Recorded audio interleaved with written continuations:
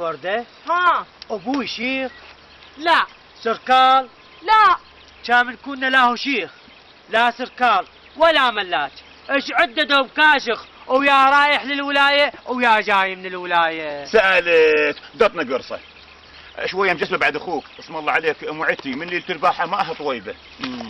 اقول لك اظن هذا اللي يعطونا يا مغشوش. شنو هو؟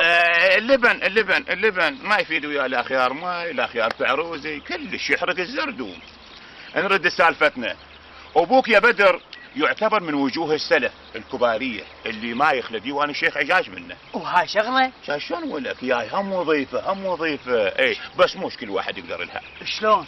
قلت لي شلون، قطنا قرصة ثانية بس مش مجسبة، زعمانة هم دار المعدة، قرصة مجسبة وقرصة مش مجسبة.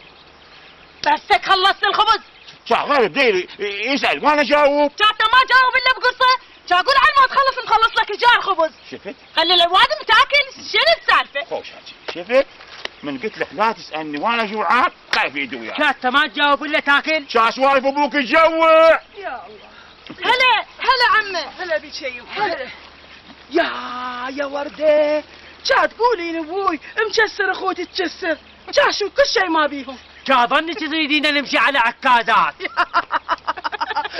فلك طرك يا بدير، جاتا ما تجزمني سوالفك. عم صينية عمي اخوك عذيب من كان صغير، الهو هم كان صغير. لا جا واحد عن الوادم. تصدق نسيت انا.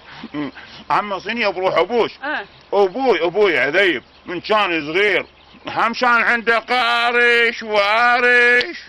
غارش وارش شنو؟ شا ما تعرفين غارش وارش، ايش تعرفين؟ عمه معناتها مكسرات. كسرات بس كم؟ يا شلكم بهالسوالف بس كم. عمه بروح ما تولج احكي لنا. انا من زمان ما بتلزم لازمه على ابوي. هليل بسك. يلا يا عمي يلا امشينا نشوف امي. يلا يا يمه تعال.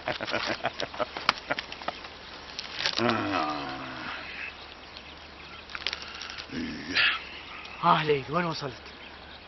صفنة عمت صوينية بيها مكسرات ابوي كلها، وضروري اعرفها. انا لك يا عذيب. واسمعها وانت الليل يا روحي هدي ويلي بويا